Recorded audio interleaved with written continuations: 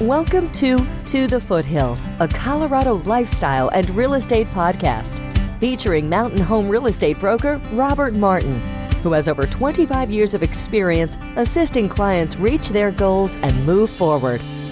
Tune in each week for a dynamic conversation with experts, Colorado adventurers, and residents that explores the ins, outs, and specific nuances of buying the perfect mountain home or selling your dream home in Evergreen, Conifer, Bailey, and surrounding areas to catch a glimpse into the Colorado lifestyle that's a part of you. Welcome to the podcast. Today we're visiting with Andrea Osmond. Any relation to Donnie and Marie? Oh yeah, that's my aunt, my uncle. Really? No, That's awesome. Oh, that's Nope. great. That's cool. Um, well, tell me a little bit about yourself and your background, Andrea. And Yes, how did you kind of get into the horse space, and that's how did that evolve for you? sure. So my family moved here from the Midwest, from Chicago, when I was about 6 years old. And both of my parents grew up with access to horses. So my dad spent a lot of time on a track in Indiana, and then my mom jumped. And I have a sister who is 12 years older than I am, and they just wanted to raise me completely different than her, I guess. So she graduated high school and I went into first grade, and we came out here to Colorado. And the main preface of moving out here was that my parents wanted me to be raised with horses. So when I was 9 years old, I started riding.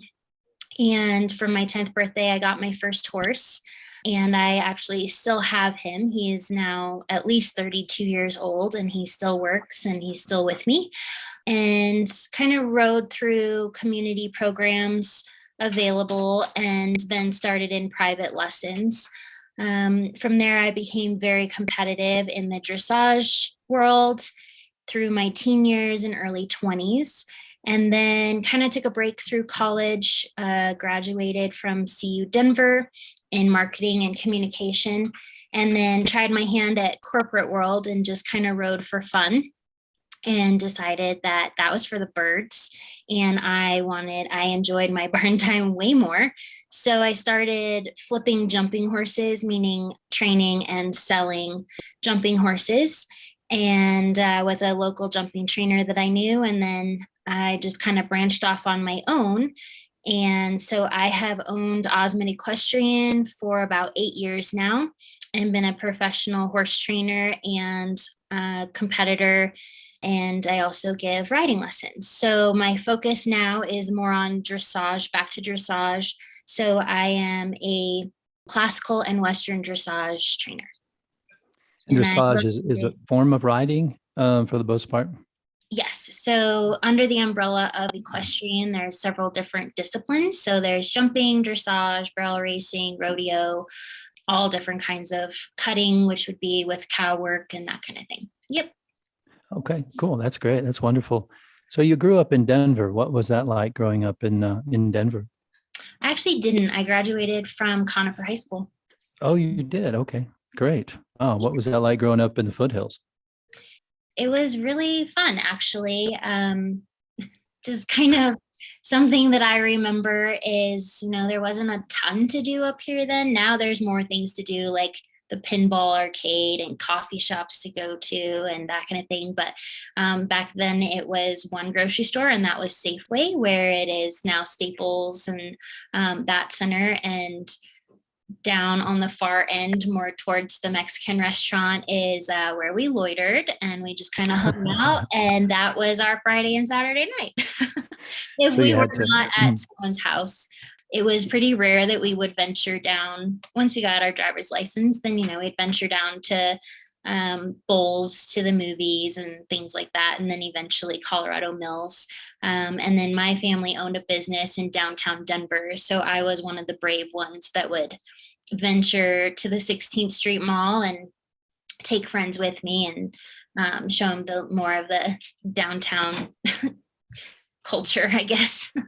Yeah, you had to be creative. I grew up in a small town in Kansas, and I know that we had to kind of create things to do and try to, stay out of too much trouble, I guess. So, Horses um, really got me out of trouble. That was really what most of my time was spent doing, was I was at the barn. So my parents always knew where I was.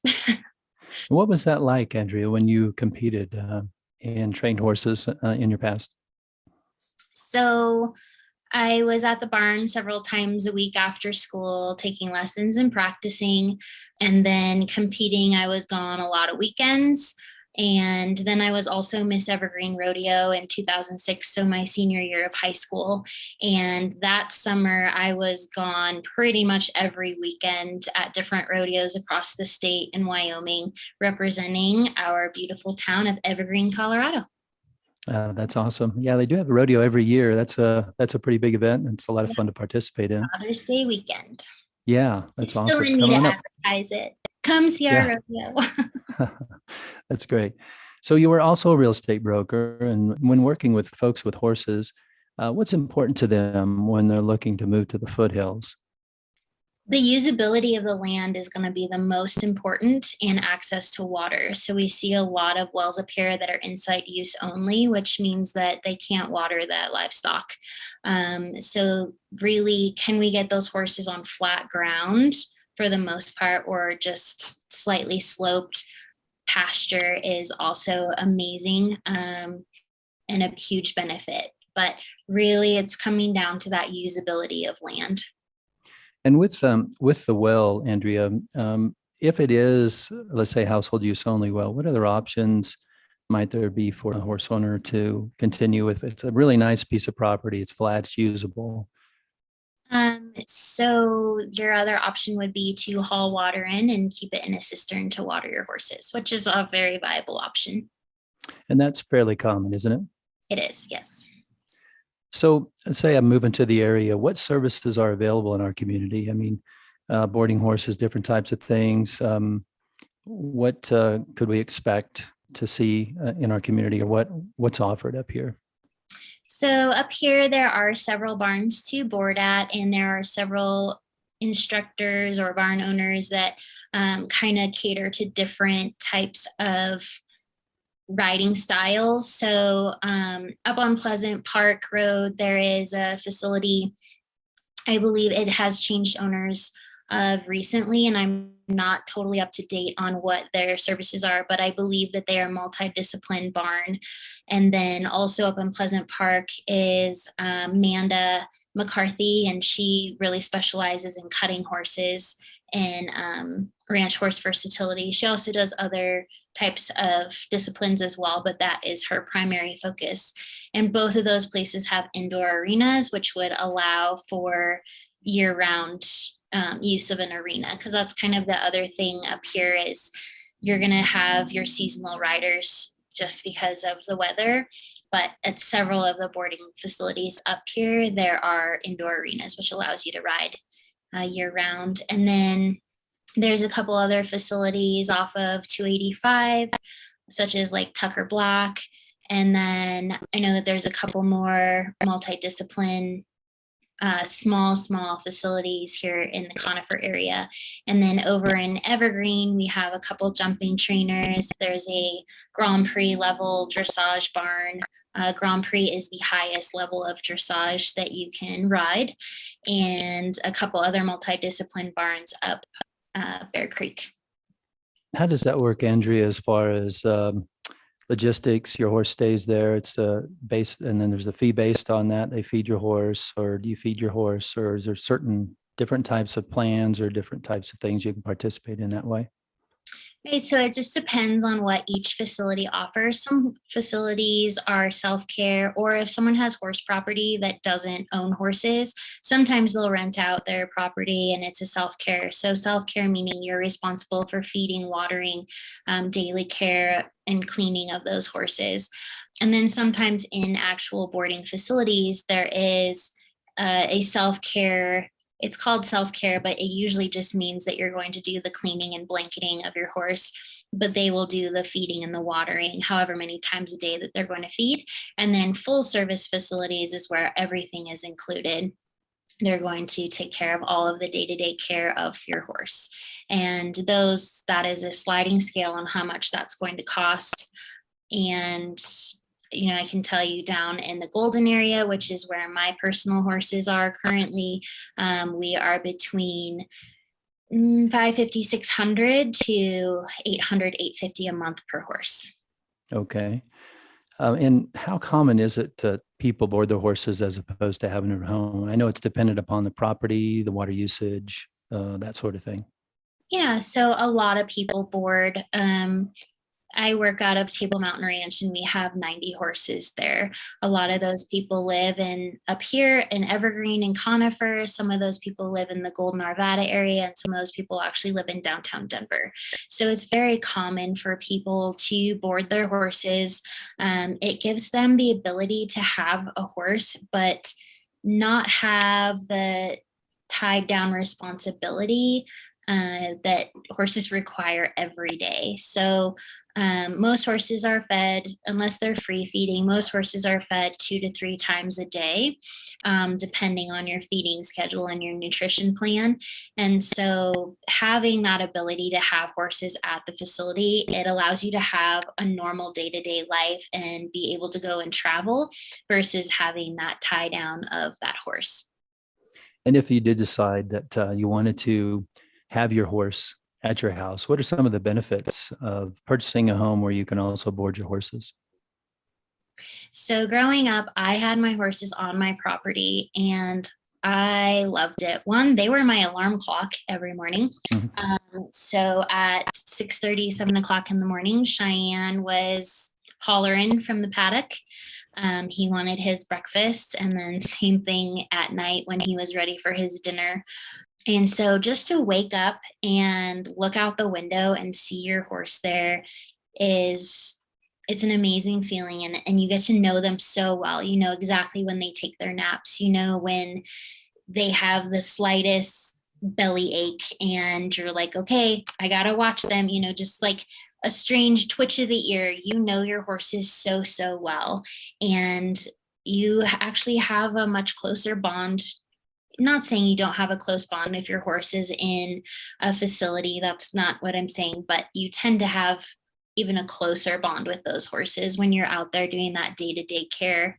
And then just to have 15 minutes between appointments, let's say you work at home and you take a short lunch and you have 15 minutes and you can go out and hop on your horse bareback and ride it through the property. Like, that's an incredible experience to have. Yeah, that's great. It sounds like just the intimacy of being nearby. It's more of a lifestyle where you can, like you said, if you have a busy lifestyle, which a lot of people, most people do, you have the opportunity just to take a short amount of time. And plus you're really tuned in. It sounds like, being close to your horses, you really know, and you get to know them extremely well. I'm sure you do either way, but this way it sounds like you're quite connected. Yep. Do you have a trail system that you like to ride on your horses, or is it pretty easy to jump on like the state parks, the national forests, Jeff Open spaces, those sorts of areas? Yeah, so Jefferson County Jefferson County is known for their vast amounts of open space and trail systems, and horses are allowed on most of those trail systems. So down in Golden, there's the Apex, and they actually have alternative days. So I think it's like odd days are only mountain bikes, and then even days of the month are for horses and for pedestrians on foot. So yeah, it's a really cool opportunity in Jefferson County to have this many different trail systems that you can go on. Several of those trail systems have large parking lots so that it's easy to get your trailer in and out if you do haul to those different park trailheads. And horses do always have the right of way on every trail. So everyone yields to a horse. And I'll just take this moment to tell our hikers and our mountain bikers that because you are responsible for yielding to horses, just simply stop and ask the equestrian how you would like to proceed, and they will tell you what the best situation is to help you get past that horse as safely as possible. That's a good point. We all have different interests and hobbies and ways we like to participate in the national parks and trail systems. So it's always good to be respectful of each other, but it's also good to know that protocol too. Yeah, and So, don't hide or crouch down. Just stand there, just slightly off to the side, and just ask, how would you like me to proceed? And they'll either just walk, let you know I'm just going to walk past you, or go ahead and keep coming, whatever. And we'd all just share the trail systems. But yes, so many places to go ride in Jefferson County and other surrounding areas. We even have a state park here at Staunton, which is an awesome place to go ride. So beautiful. do you get out and do that very often? I have been up there a handful of times. Currently, I do not have a horse that enjoys the trails. Cheyenne is a little old, in his 30s, who used to be my trail horse. And then the goofball that I have now, Hugh Hefner, he's an arena baby. Great name. Great name. Yeah. So let's say someone does not have a horse and they wanted to go on a horseback ride for an afternoon. Is that possible, or how would they set that up? Or are there places they could go or contact?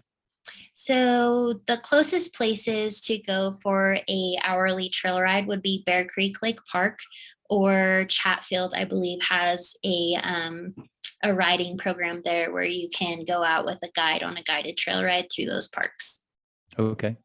And you may have mentioned it earlier, Andrea, about how nice it is to have your horses nearby. But so what is your favorite thing about living near your horses? Or what is your favorite thing about having horses? Oh man. I mean, horses just run through my blood. That's just who I am. I really don't know who I am without them. They're my best friend. If I am having a bad day, that's where I go. I go to the barn. Even if I'm having a bad day and I'm fighting it, my boyfriend will be like, okay, you need to go to the barn. I'll see you in 2 hours, which usually He knows means you well. like 3 or 4, because barn time is a real thing. You think you're gone for an hour and you're gone like 3. So just having horses is just an amazing experience. I love spending time with them. I love riding them. Even if I'm not riding them, just taking them out and letting them graze, or brushing them, or snuggling up with them if they're taking a nap. The other day, I got there and Hefner was laying down. And so I curled up next to him and just leaned up against his chest, and his little nose was in my lap. And I just sat there and pet him for half an hour and just enjoyed our time together. So they really hold a very close spot in my heart. And people who are not around horses just think, oh, it's just livestock, whatever. But horses and humans have a huge connection, which is a big reason why they're used for therapy. Yeah, that totally makes sense. If you're not around them a lot, it's probably a little bit harder to understand, but certainly in your description, it makes it certainly, a very, very special relationship. So you shared a lot of good information, Andrea. I appreciate it regarding the area and different things. Is there anything you'd like to add that I didn't go over? I don't think so. I think that pretty well covered most of it. So that's all I can think of at the moment. Well, great. So if people wanted to contact you, how best to go about doing that? So I can be reached. My cell phone number is 303-250-0809, or you can find me through yourjourneyhome.net, and I'm with Remax Alliance here in Conifer. And then as for being a horse trainer, I'm located at Table Mountain Ranch, and my website is osmondequestrian.com. That's great. Well, thanks a lot, Andrea. I really appreciate your time. Tell Marie and Donnie hi next time you see them. And we'll go from there. Thank you so much for having me. I really enjoyed talking about compassion. Yeah, that's awesome. Well, appreciate your time. Have a great day. Thank you. You too. Bye-bye. To the Foothills, a Colorado lifestyle and real estate podcast. On the podcast, I interview real estate experts, Colorado adventurers, and residents who enjoy the serenity and lifestyle of living in our mountain communities. Tune in each week for a conversation that explores the ins and outs of buying the perfect mountain home or selling your dream home, and catch a glimpse into the Colorado lifestyle that's a part of you.